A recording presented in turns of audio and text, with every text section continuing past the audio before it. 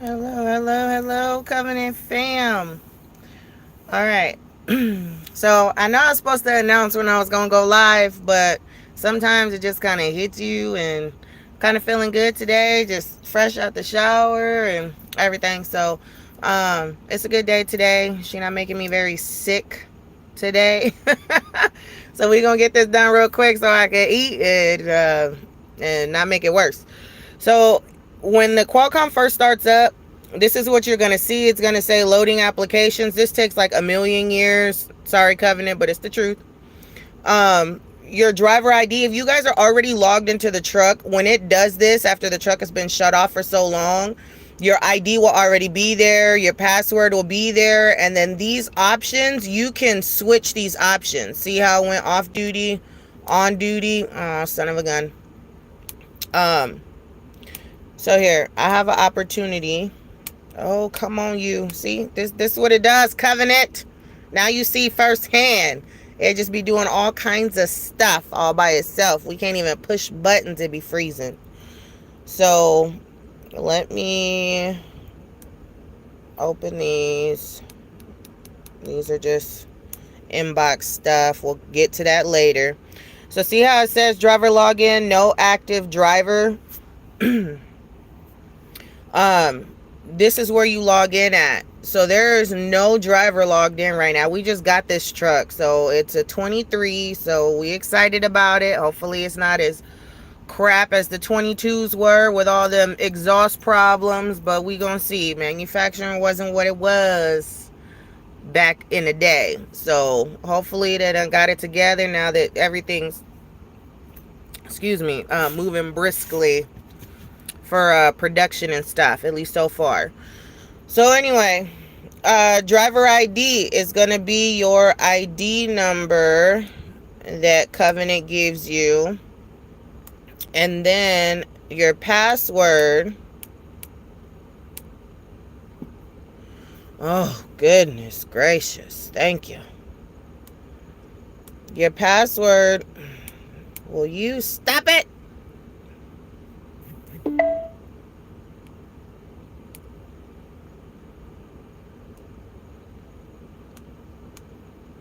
Your password is going to be a 6-digit code for your birthday. Okay? It's not the most secure thing in the world, but let me tell you, you don't need to have your co-driver's birthday to make them active. Okay? You have no business logging in on their logs. Okay, it's against the rules and everything else. You don't want to get busted tampering with other people's logs. So let me get that out there straight right now, to the point. Okay, I am logging in a driver, please. So you see down here it says active or inactive.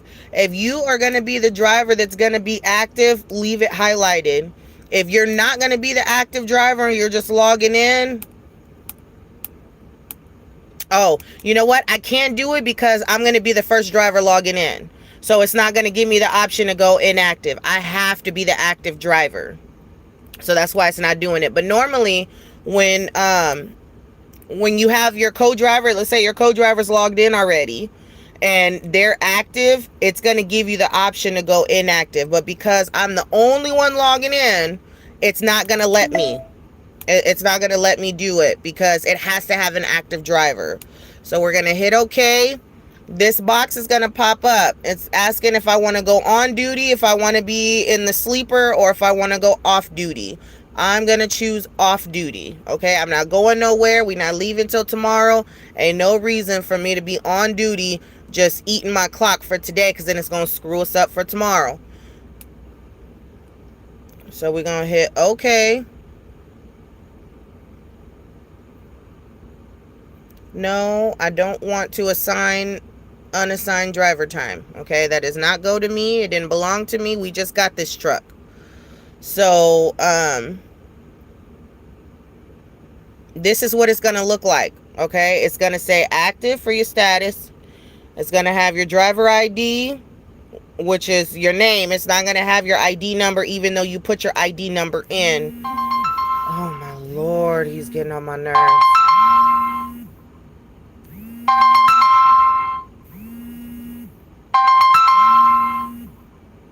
Anyway, and then you have your login time. So you have the date and the time that you logged in, and your Qualcomm is always gonna run on Eastern time. Okay, always Eastern time. So and then when you want to add your co-driver, you go here. This is your add. Or if your co-driver wants to add themselves, let me take that back, because your co-driver needs to be doing their own stuff. Okay. And then to log out, anytime you log out, and the only purpose to log out is when you're leaving the truck and it's no longer yours, it's a trade truck, or you guys are just switching trucks because your truck is broken or whatever. When you log out, you need to make sure that you certify all your logs, and then you go into off-duty status, and then you log out completely. You never want to log out when you're in sleeper berth, or if you're in on duty. You always want to be in off-duty status and log out, okay? And that's anytime you're not going to be in the truck. So it also goes for when you're in the shop, when your truck is in the shop. You don't want to be logged in, because whatever driver's logged in, they're going to be the active driver, and all the shop guys that test drive it, or whatever, anytime the truck is moved, all that drive time is going to go on your clock, and it's going to mess up your hours of service. You always want to make sure that you are logged out of the truck. If you're not going to be on it, if you're not present on it, you need to be logged out. So, vehicle inspection needed. This is what it looks like. How has it got reports on here already? It's a brand new truck.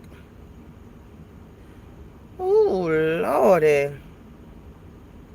Wait, do those things follow you around? Because that says 2020.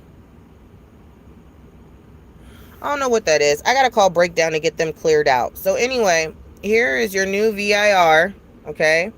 And it automatically has your inspector, the inspector's name, which is you, which is the active driver. This always stays lit, like highlighted. And then your vehicle ID is also automatic. This is always inputted by the information that the computer has for whatever truck you're on. And then your trailer 1 ID, you can do that. And then you enter trailer number. Let's do 42023. Okay. So you can do that. If you're bobtail, I typically just do this and remove it, because I'm only pre-tripping the truck, right? I'm only inspecting the truck, just the vehicle ID. If you have more than one trailer, for those that haul doubles on Wildcats or R&L, FedEx, you can add as many trailers as you got, okay? So trailer 1 ID, trailer 2 ID.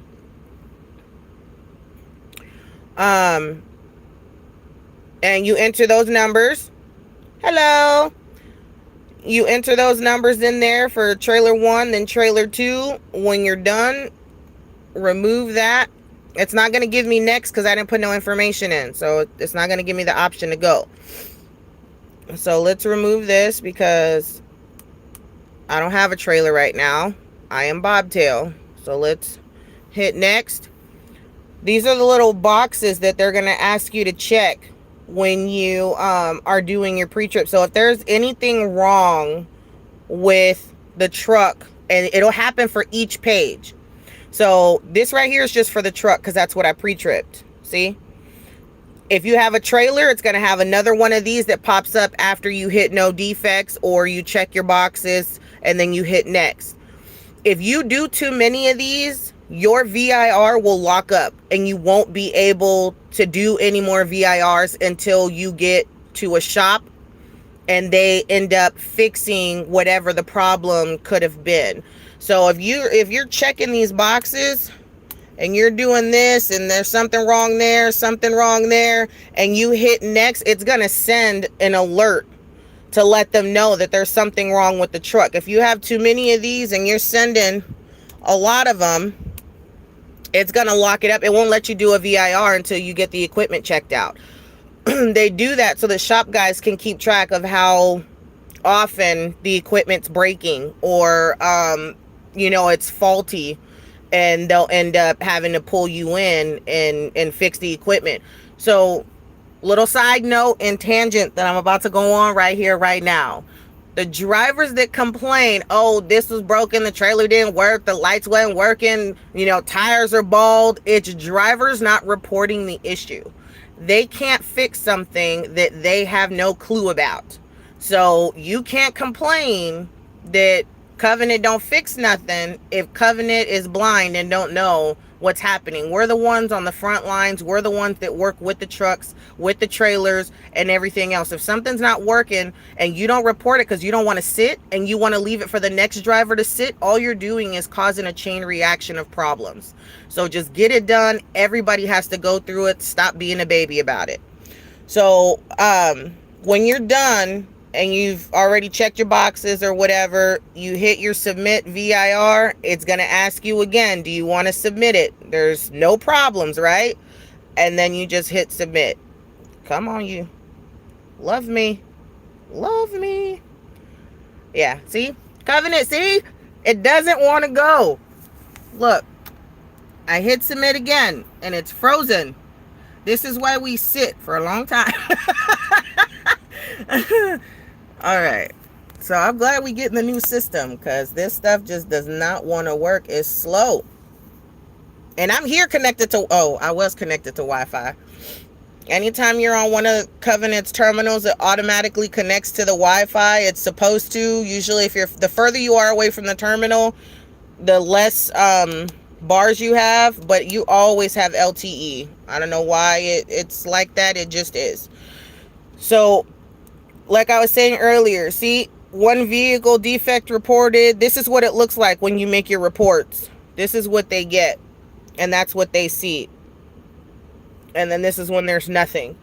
So if these have been sitting for a long time, you can call breakdown and they'll look, and they're able to wipe them out of there. They'll be able to clear it, and they'll send you a little notification thing, and then you just accept or say that the problem's been fixed, and then it'll wipe it out of there. So I have to call breakdown and get that done. So hours of service. I should have a full clock. Oh my God. I don't like doing this. It wants me to assign all the unassigned drive time. So I'm going to reject it. And I'm going to say why. New truck.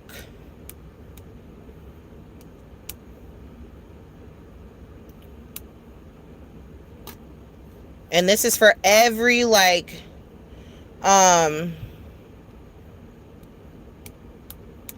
for every drive line that it has, you have to do this in order for it to wipe it out of there. I don't know why it does this. 47 seconds. Oh my goodness. And sometimes I just use the same phrases, and I'll just tell them new truck, not my truck, 5 minutes and 49 seconds. I have to do this in order to clear it out. Otherwise, I can't view my hours of service. And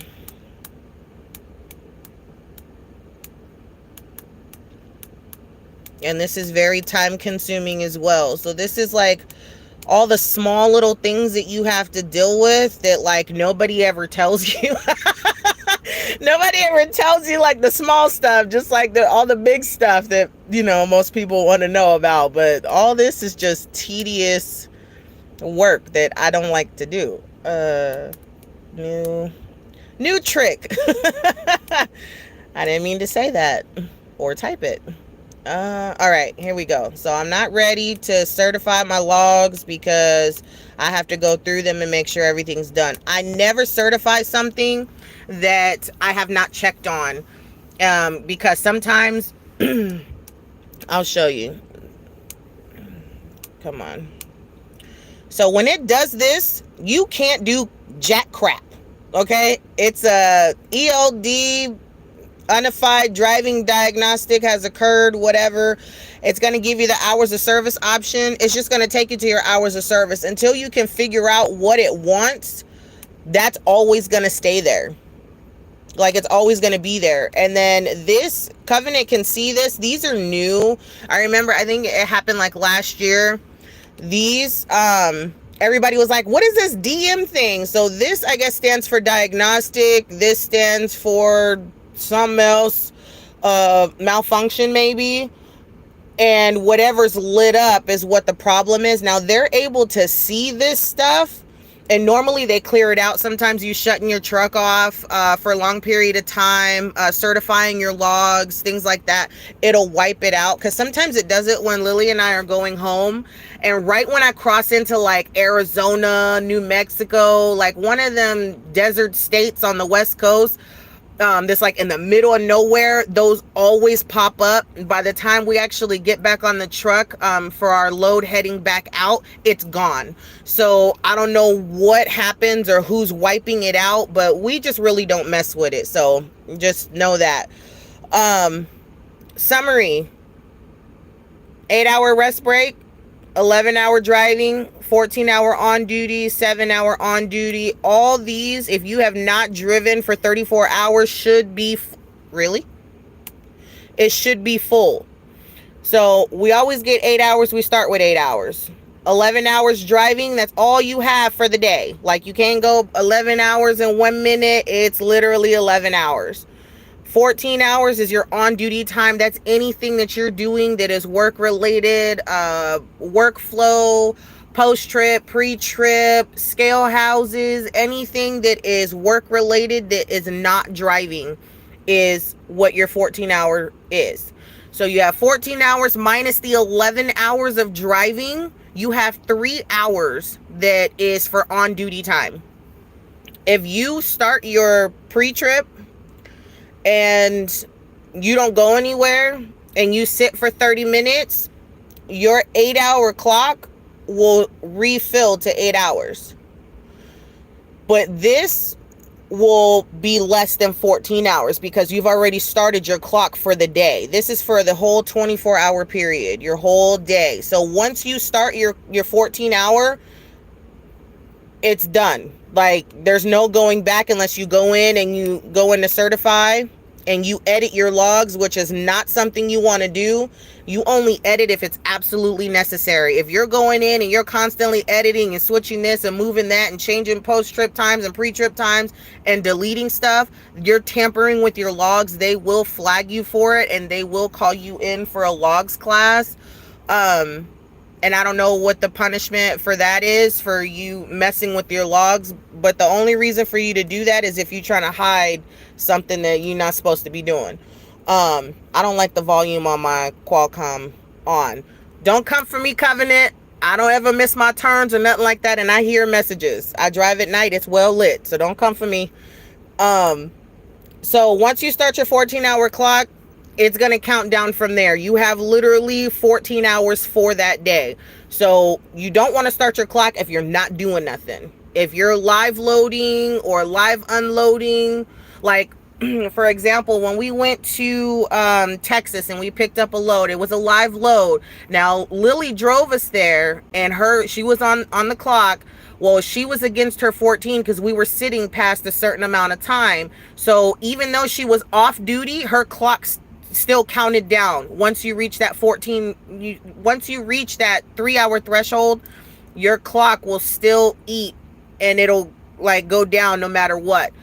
So she was running out of time, so she ended up post-tripping while we were still against the dock. And because we weren't leaving, there was no reason for me to pre-trip because we weren't going anywhere. Why would I start my clock for it to be eaten if we were going to sit for 3 hours?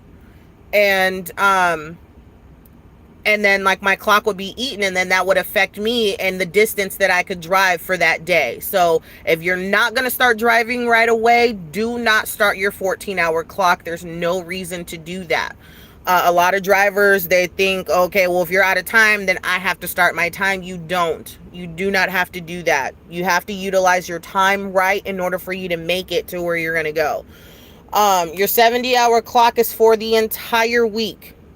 So when this starts going down, oh lordy, when this starts going down and it starts eating away for the week, roughly when you start to get around like 20 some hours on your 70, they typically would like you to reset somewhere. Those of you that are OTR, you need to find a spot. You need to let them know, hey, I'm down to 20 hours on my 70. I could take maybe a small run, but nothing too far. And then we're going to have to stop for a reset and do a 34 or a rolling reset. If not, you guys are going to run out of hours. That puts everybody in a weird position because, now they have to scramble to find somebody to come and get your load. If you're under a load, they do not like you to sit with loads. It's just not smart, and it makes it bad for our customers because our drivers don't know how to utilize their clocks. So let's not be like that. So when you start getting down to like 20 some hours, let them know if you're going to roll on recaps. So you would go here. Nope. Give me a second. There we go. You would go to 8 days. I don't really use it, y'all, because I'm dedicated, so I don't have to worry about this. Every time we come back, we have a full clock. But this is the time frame that you'll get back. Or your on-duty time is the hours that you'll get back. So it goes from the bottom. So this is today's date. Obviously, I didn't go anywhere. We've been sitting for 2 days, right? Because we've been in chat. But if I were to drive whatever and I were to gain drive hours and on-duty hours, by tomorrow, this would have fallen off and I would gain 3 hours and 6 minutes after midnight Eastern time. So it goes downward. So each new day comes to the top, and your old day that's down here will fall off, and that's what you gain back into your bank. So you're going to get 3 hours and 6 minutes. And then the following day, I'll get 7 hours and 4 minutes. So whatever I drove and had on-duty time is what I get back in my bank. If you have 7 hours or more on your clock for a recap, you can run a pretty good load. If you don't and you have less than that, I wouldn't even run recaps. I'll find somewhere to park and do a 34 and just get a full clock and start over. You don't want to be 3 hours. You drive for 3 hours and then you sit. How far did you go? And then what if your co-driver doesn't have hours back? Now you guys are sitting until somebody gets hours back in order for you to continue on. You can't do choppy transportation because it causes too much time. If you don't know how to utilize your clock, you're not going to be able to make your loads on time. This causes service failures. Anytime that you have to have a repower or relay due to hours of service, you're not doing something right on your clock that's causing an issue, and therefore it's going to start to hurt you with getting loads because you're not able to finish your service to drop where you're supposed to drop off at. And I'm not saying it's all your fault. This is why other drivers, your co-driver, they're not supposed to mess with your logs. You're supposed to know how to utilize your logs so that way you can get to where you need to go. You know exactly how much time you have because you need to be able to make these drops. If not, the customer gets upset. They tell Covenant, hey, your truck can never make it here. They got hours of service problems. They ain't got the time. They're tired. Like, your guys' clock is your life. If you don't know how to run it, it's a problem. We don't use this. I don't know why it's here. I think just by law they have to show this. I'm not 1,000% sure. Hello. I don't know why we have this. So I think, like I said, just by law they have to just put it out like this, that Canada South, Canada North, and then us. So our hours of service, I guess, for them are different, like way different. I think I want to drive in Canada. Man, I don't know. But I do know that at some point Covenant did have some loads that were going, across that border. So I know a lot of our drivers like had fun with that. You had to have a passport. I wanted to go so bad, but Kay never owned a passport. So I wasn't able to do it, but some of our drivers did. Some of our drivers went into Mexico, I think. It's very rare. It's very rare, but they do get to do certain things. I do know that they went into Canada because I was highly upset. I wanted to go, and I tried to use my real ID because I have a real ID from like Nevada. You know how they say it's supposed to work for like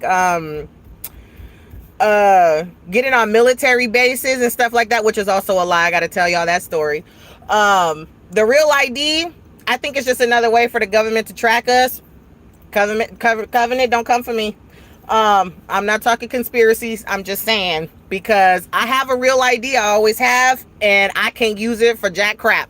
So I don't know what the purpose of it is, but I couldn't get onto the military base to deliver no food with it because it wasn't like, actual like a pass or whatever. So anyway, I don't know why we have this. It's here. We never use it, y'all. Don't worry about it. It's just fancy stuff. So here is your graph. This is what our paper logs look like. Technically, all it is just electronic, and the computer automatically does it, whatever duty service you're going into. Duty status that you're going into. So I guess it's started me on sleeper berth, but I'm not in sleeper berth right now. It starts you wherever. This is my status right now. I've been in off-duty status for 22 minutes. The start time was 13:05, which is 1:05. I am in Chattanooga right now. Your date is going to be here. Your total hours for whatever status you're in is going to be all the way at the end. So if you guys have seen paper logs, which you should, because not only do we do them at school, but we do them when you first get here, when you're on your trainer's truck, because you have to turn them in. But it's the same thing. It's just that you're not with the pencil like filling it in and doing the graph and going down and all that stuff. So whatever status you're in, this is what it looks like. You can go back. I've been in sleeper for a long time because, like I said, I've been sitting. Let me go back to one of my old ones. Okay, so see, I was driving in Gallup, so it did my drive line for however long, and then at 2:05 in the morning I went to off duty. So it lasted for 33 minutes. This must have been my 30-minute dot break. And then 2:58 I was driving. I was going through Santa Rosa. Start time was 3:19. Sorry guys, my nose is starting to get a little runny. Off duty for 18 minutes, and then on duty. I usually do my pre-trip and post-trip for 6 minutes. Now let me explain something to y'all. Covenant, again, do not come for me. We do our post-trips and pre-trips for 6 minutes. It does not take that long to do a post-trip or a pre-trip. We check the oil, the coolant, we check our tires, we check the trailer. Most of it is like a walking around thing, looking underneath, making sure things aren't hanging. Covenant went back and forth for a long time with, it's got to be 15 minutes, dot requirement. Okay, you could do it, an effective pre-trip in 10 minutes. So there was a lot of confusion when I first started with pre-trips, post-trips, and the duration time that it was required. And then the head of safety finally came out and said, if you can effectively perform a pre-trip or a post-trip in a set amount of time, and you can prove that you can do it in that time, there is no set like, it's got to be 20 minutes. It's got to be 30 minutes. So we typically do it in 6 minutes. They haven't said anything to us about it. They haven't flagged us. They haven't called us in like, hey, Prove to us you could do a pre-trip or post-trip in 6 minutes. I mean, I can if I really need to, because we've actually timed it. That's just what we do. But again, it's not rocket science. It's not something that's like you gotta really get all up in there. We're not mechanics, so we just pop the hood, do what we gotta do, check our dipsticks, look at our levels. If they're empty or halfway empty, we fill them. You know, it doesn't take much. You know, it's not like we moving at a sloth's pace or whatever. So yeah, this is what we do for our pre-trips and our post-trips. So it doesn't really take us that long in, out, on the road. Our day logs are kind of the same as the graph. It's just in written form. So the D obviously stands for driving, off duty, on duty. Let me see if I can find one that says, yep, SB, sleeper berth. It tells you the time. Yeah, exactly. That's what I'm saying. It don't take that long. Hey, honey. So all this right here is just your start time, the time that you actually went into that duty status, your duration of how long you were in that duty status, your location of where you are. I don't know why it does this. Let me tell y'all. It'll tell you 5 miles from, you know, Texas Amarillo, and it'll give the coordinates. I don't know why it says 5 miles from, or if you're in that town, you're in that town. So we don't count that. We just let it do what it do. But it gets all technical for some reason, like 4 miles from Oklahoma, like in Hinton, Oklahoma. I don't understand it. But anyway, that we don't really do nothing with this. The co-driver, it automatically says yes. If you have a co-driver, it's gonna do that. This is not stuff that we input in. Origin, it tells you like if the driver did it, if it's auto. Let me go up to a driving one. See, for driving, it'll say auto, because as soon as you kick past 5 miles per hour, your truck is gonna kick you into driving. So it's going to automatically change your duty status. You can't go in. You can't go in and hit driving. It won't. Oh, snap. I learned something new with y'all.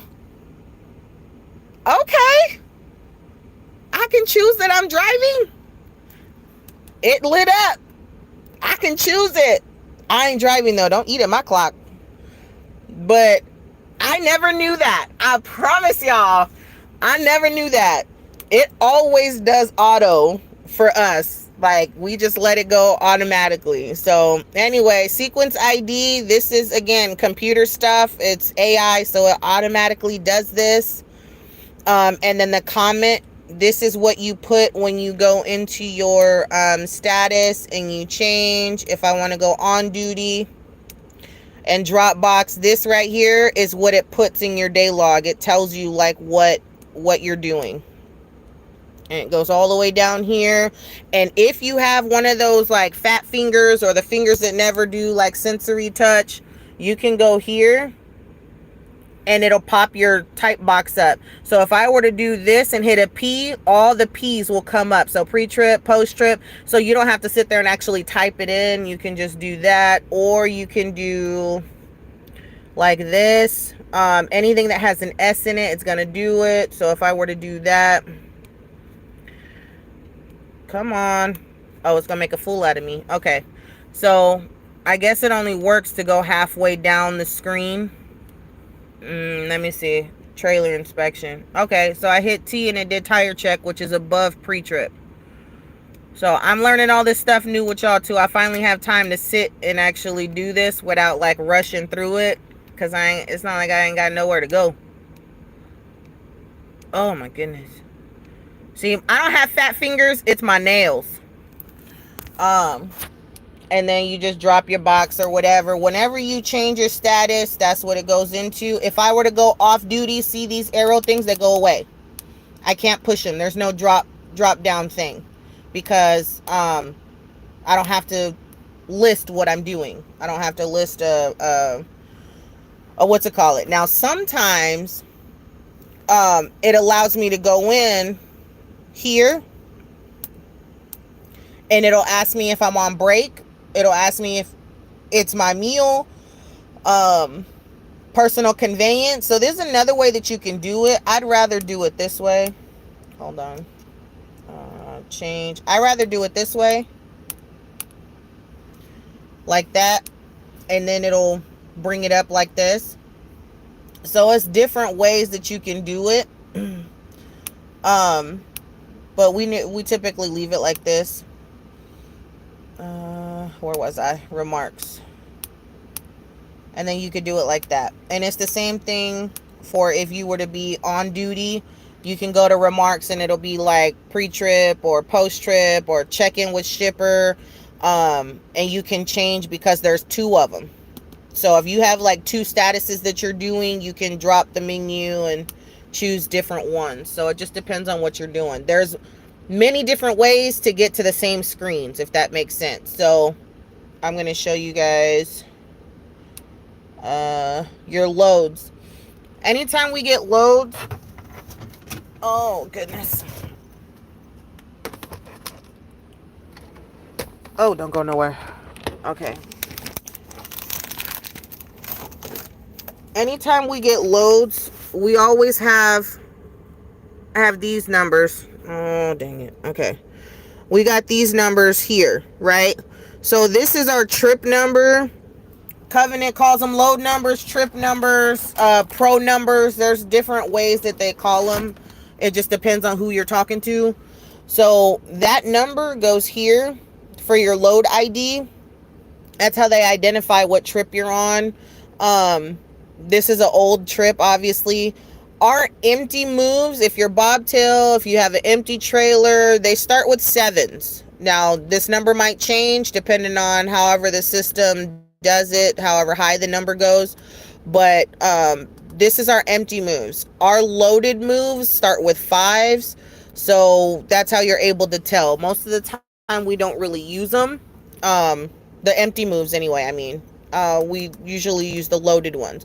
Unless you don't have a load, then they'll send you something like this just to mark that you're moving the truck. They have to have record and knowledge of you moving the truck. And this saves you, because if you move that truck and you don't have a trip plan, whether it be empty or full, that is on you.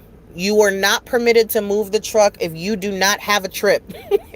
That means that Covenant can deny that they even told you to go anywhere. So that's why they always tell you to get everything in writing. Get everything in writing. Not only does it protect you, but it also protects them. So this is your start date from the time that you started, and then your end date, your bill of lading. For empties, we typically just do 0s because there's no bill of lading number. There's nothing to put in there because it's empty. Your trailer, you put your trailer number. If you have trailer 2, which I don't know why it's like that. Normally, it won't even have this. But I'll show you guys how to do that right now. So this is your history if you want to go in, and this is like all your load history that you've had. It should be for the week. And then if you want to edit this one, if your information is already in there, but you messed up, like see this one, I can just wipe that out and it's going to take me back. And then now it doesn't say empty anymore. So you can edit it. It could be the same trip that you're on, whatever. If you do not do this information when you pick up your load, and both drivers have to do it, this will pop up when you stop and you go to your hours of service. When you try to do this to change your duty status. Let's say you were driving, you stopped to take your 30-minute break, and as soon as you stop driving, you go to change, that box will pop up. Not this one, but this box will pop up, and it'll tell you must enter load information. So just to be on the safe side, Make sure both of you have the same load information in, otherwise it'll block you, and while you're sitting there trying to enter load information, your duty status is still on driving. I hate it. It's the worst. So I had to figure out the hard way, because when Lily comes to Barstow to pick me up, she starts the load off, right?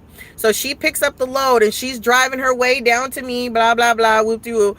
So she gets down to me, and when I get on the truck and I add myself as a driver and I log in and everything, do my pre-trip, if I don't do load information, by the time I stop at the next place, like if I have to go to the bathroom or whatever, that box will pop up and tell me enter load information. I'm like, what? She did that. She should have done that when she picked up the load. She was. It was because I was not logged in. It wanted my load information.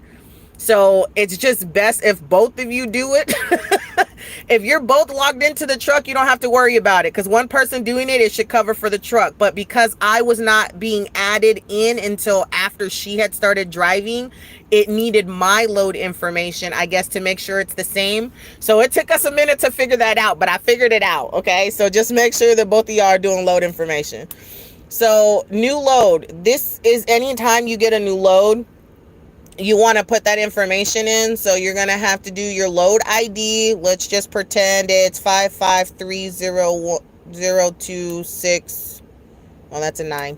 6. Okay. 1, 2, 3, 4, 5, 6, 7. Okay. They'd use 7 numbers. Why? I don't know. Don't ask me. If we're picking up today, we leave this the way that it is. If we're going to drop by, let's say, 2 days away, we change it to the 18th.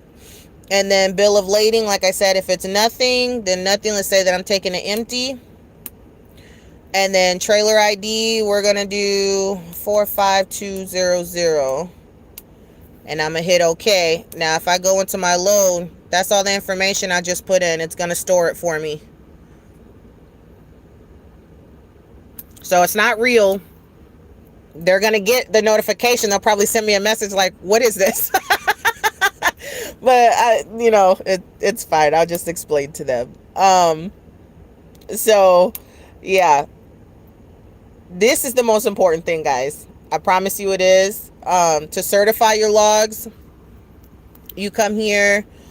Like I said, don't edit if you don't need to edit. Don't do it, because it's not worth it. It's not worth you getting in trouble because you wanted to give yourself more time or whatever. It's just, if you run out of time, you run out of time, as long as you're using your clock the way that you're supposed to.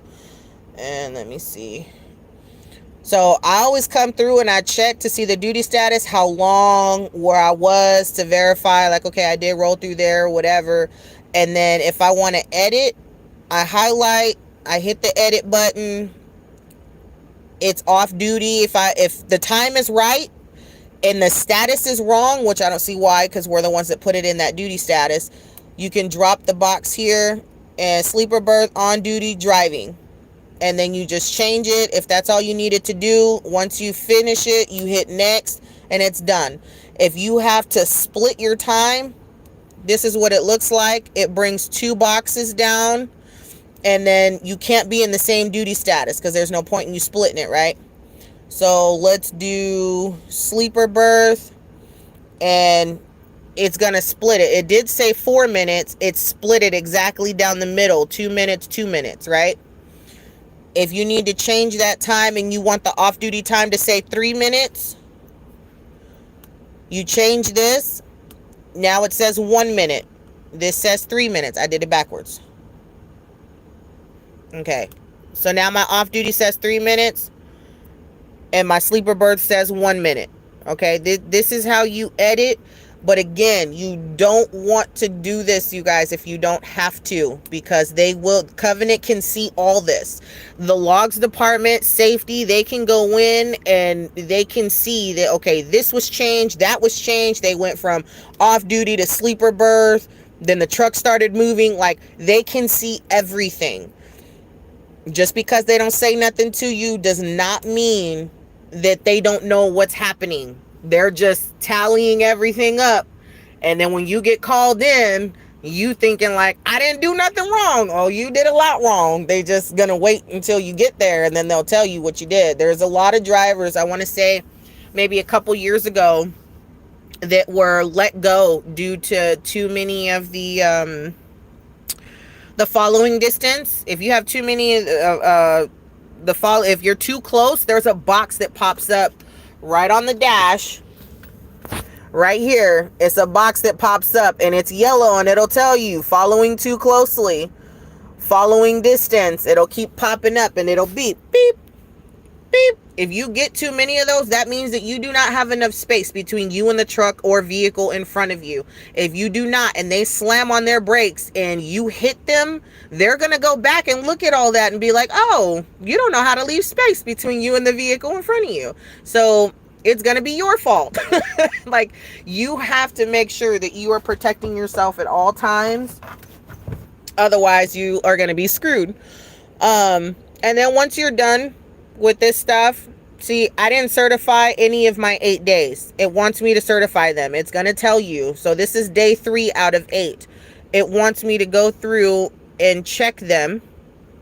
And I can move the date. When you don't have no more arrow to go, that means that's the first page. And if you're not sure, just look here. This is page 1 out of 8.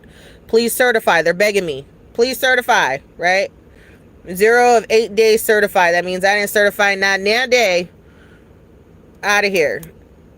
So these are all old. So I can certify all these. What I do not do, Covenant, don't come for me.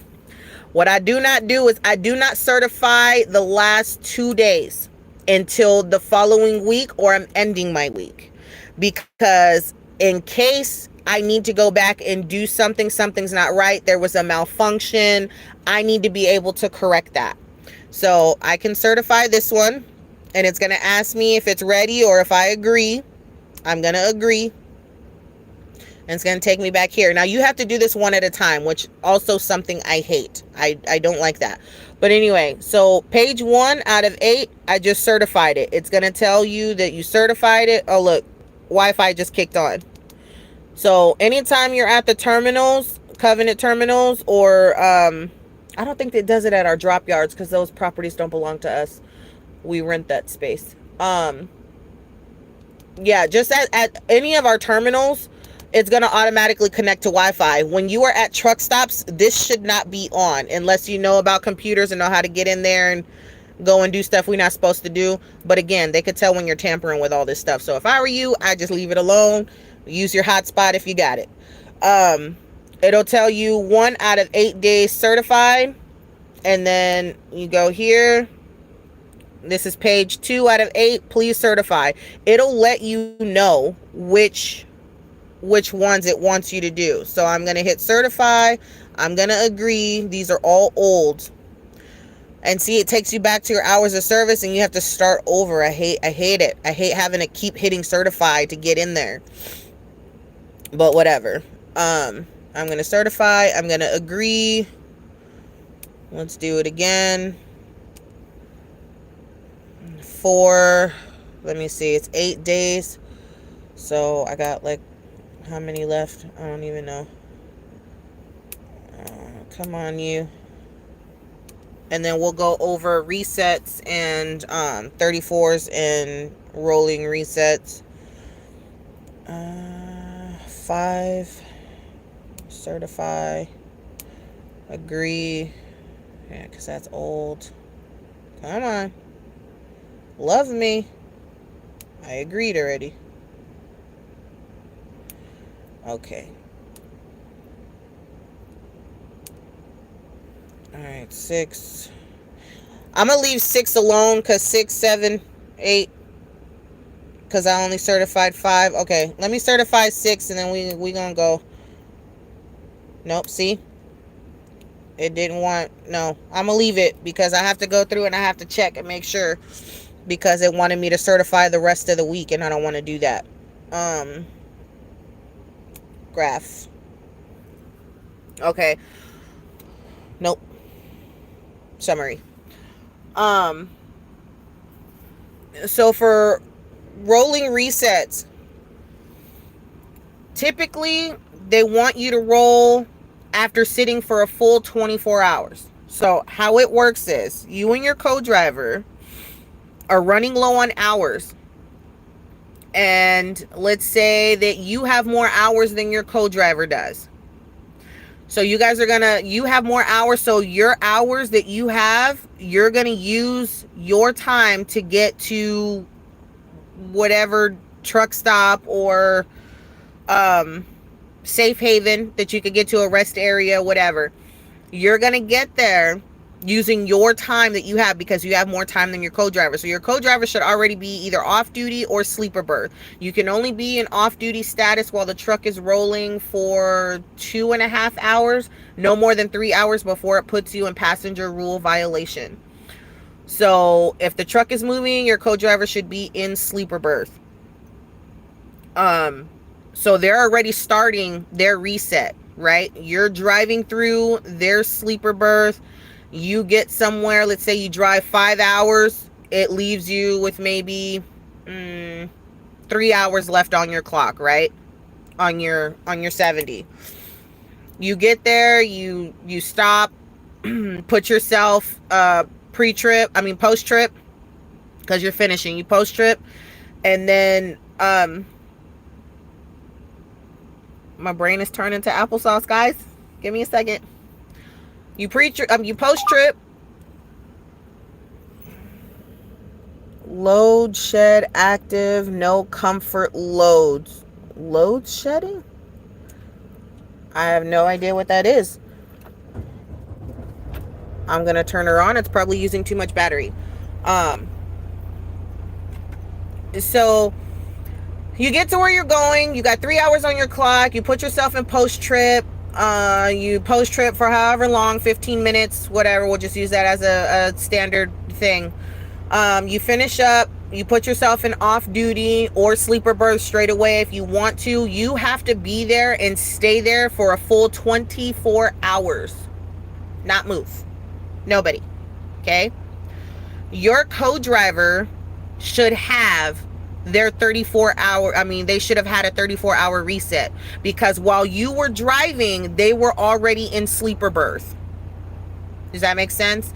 They were already in sleeper berth for the time that you were driving, so they got a 10 consecutive hours that you were driving, or even after you stopped, they had more time off duty in sleeper berth than you did.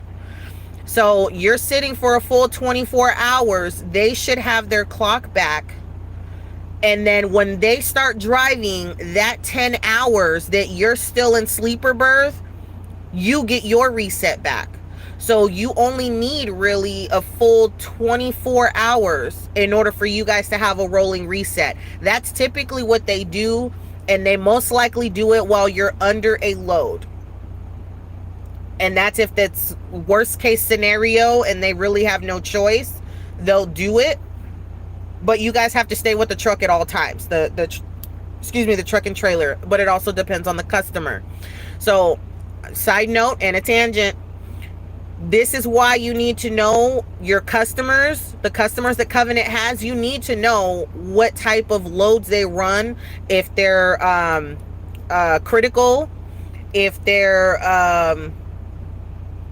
high value. If they're high value or high security, you're not sitting with that load. They will send somebody to come and get it. They will not allow it. They just won't. Because too many things can go wrong, and those type of loads, they want them right now. The less that they are out in the world, the better. So anytime you have something like that, they're gonna want you to get rid of it and drop it as fast as possible. So typically this is why they tell you to watch your hours, so that way they don't have these issues. So I'd want to say at least after 4 days of running. Hold on, guys. Let me hi. After 4 days of running, you guys want to oh lordy, can you use the end of an ink pen on that screen? What, on the Qualcomm? I don't think so. Let me see.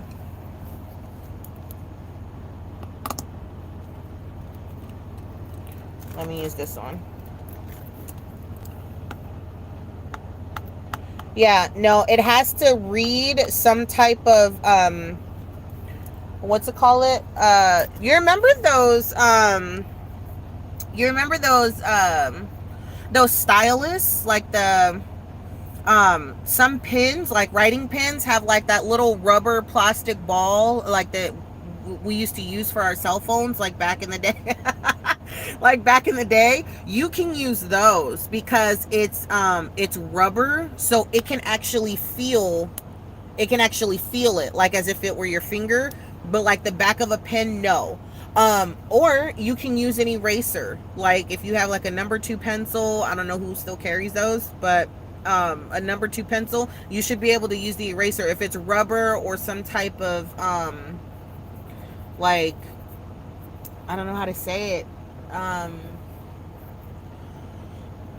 don't even have a pencil. I used to carry pencils in my clipboard, but I think my last co-driver stole them all. Um, but yeah, so no, it won't let you. If you were to use a pen, it doesn't work. It has to be your finger or um, rubber, like rubber something. Um, but good question. I'd never been asked that question before. Um,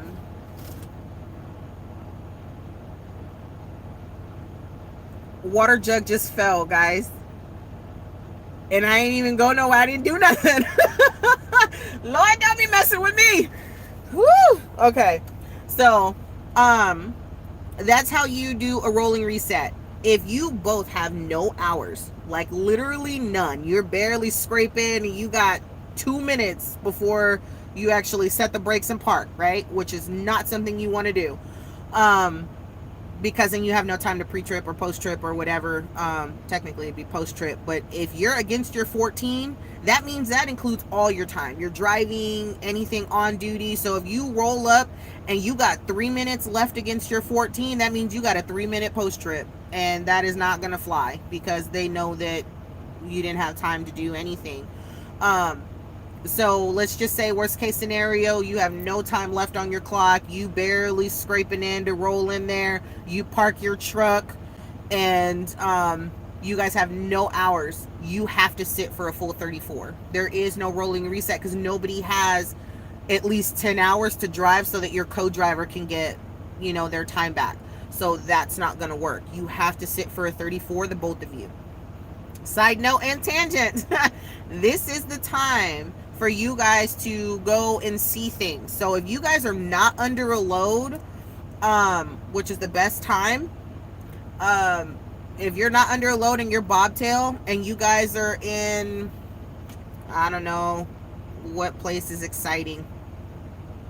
We'll just use New York, even though New York they kind of messing up right now. But anyway, let's say you in New York, you drop your load, New Jersey, whatever. And you guys have to sit for a 34, perfect time to go and see New York or New Jersey, Pennsylvania, whatever, because all of them are like kind of clustered together. Get an Uber or a Lyft, go spend some money, go hang out, and while you're on a reset, you're having fun. So this is the perfect time to utilize your time in order to, hang out and sightsee and all that other stuff. You cannot do it when you're under a load or, working and you have time or whatever. And then recaps. I explained using recaps to continue on. Now, some drivers can use recaps and just work off of recaps and not even take a reset.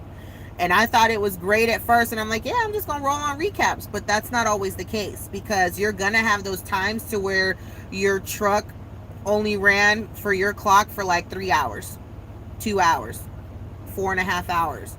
So what kind of recaps can you use to work that? I mean, I'm not that good with hours of service in order to be able to do that.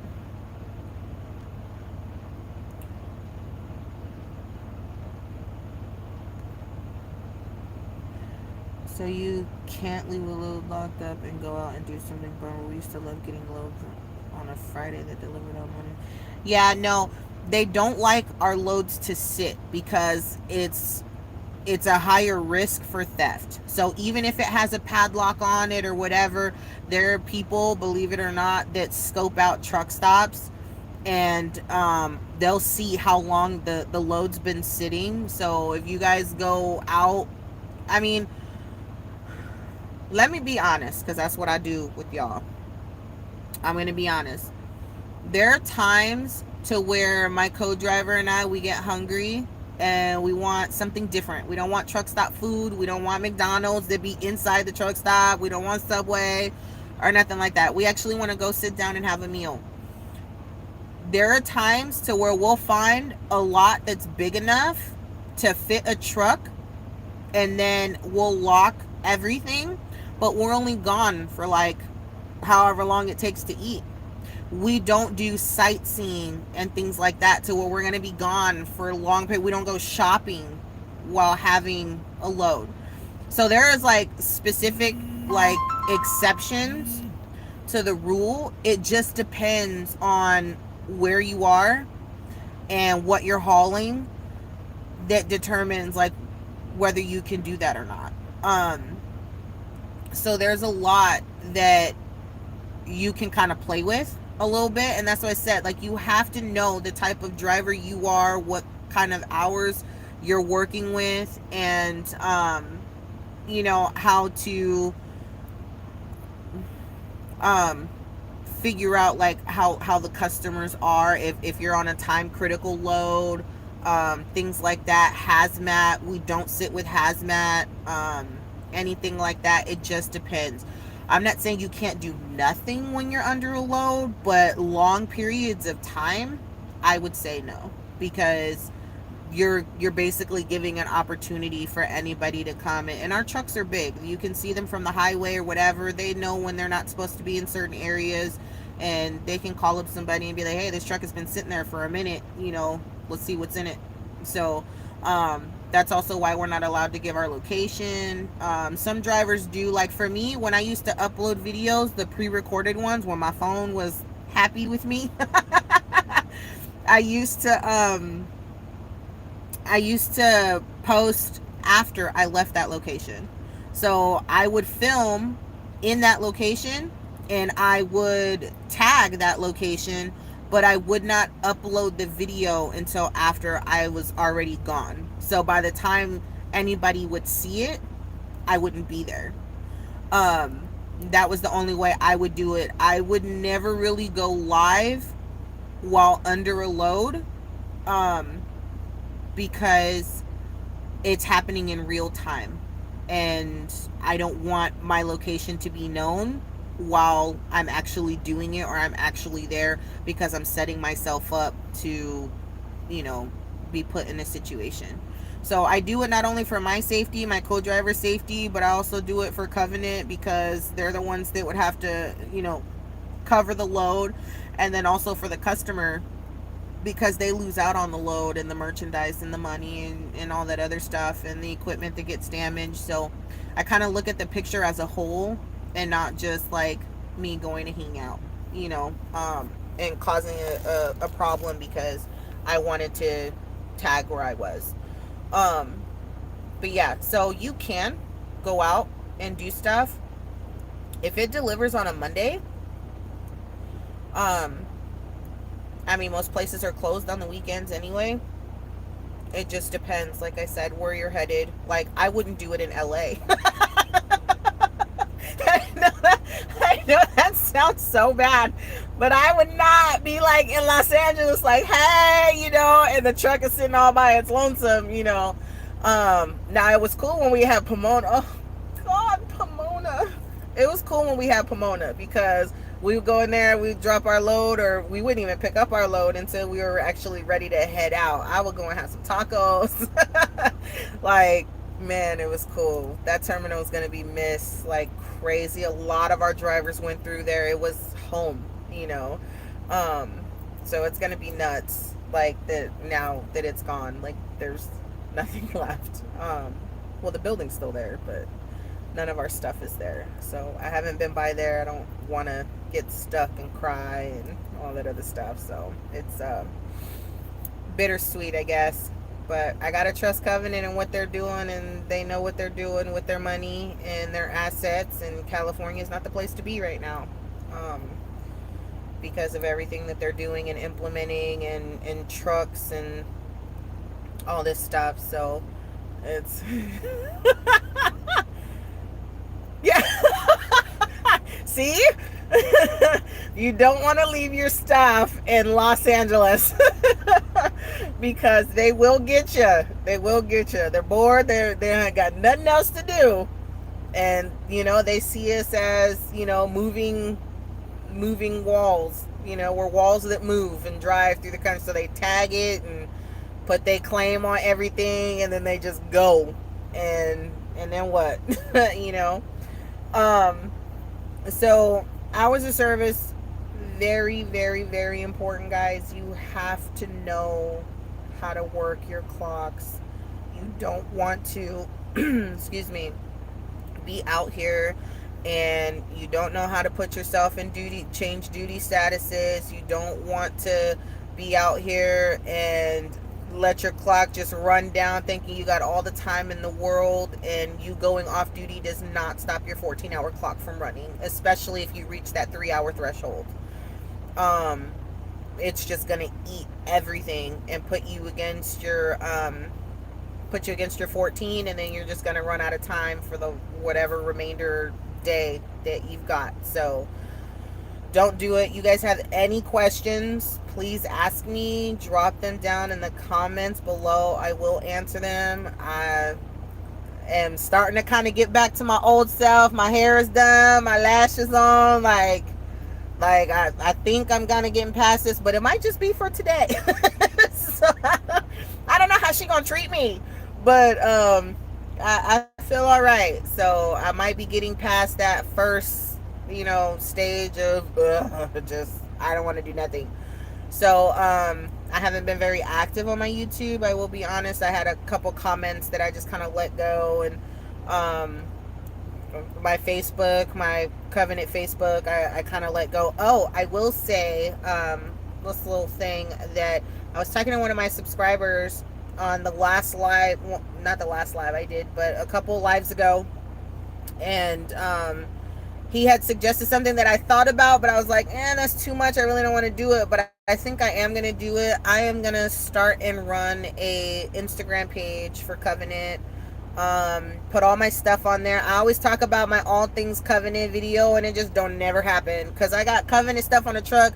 I got Covenant stuff at home, and I had to go through all my stuff, and I just wasn't trying to do that. So I think as I come across it, and wherever I'm at, I could just take pictures of it, upload it to the Instagram. You guys can see the collection of things I have. Take still pictures of me being at the terminal, and do things like that, and you guys can see it. Follow the Instagram. You guys can comment on the photos and stuff there, so it's another platform for us to talk on. And we are going to do the live for myself and Herb. We were texting last night, and I think we're going to coordinate soon. I just have to really confer with him and see what days work for him better, because for me Fridays would be better on this side of town, because again, I'm away from home, but I have to double check with him to see if he's got the time.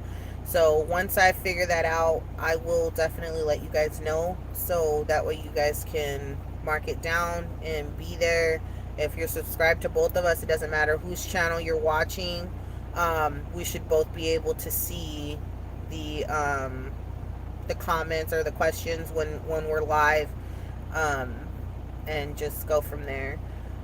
And that way you guys can hear from him and any questions you guys have, because he's done almost all of it. He's been a company driver, he's been a trainer, he did the lease purchase program, and he's an owner operator.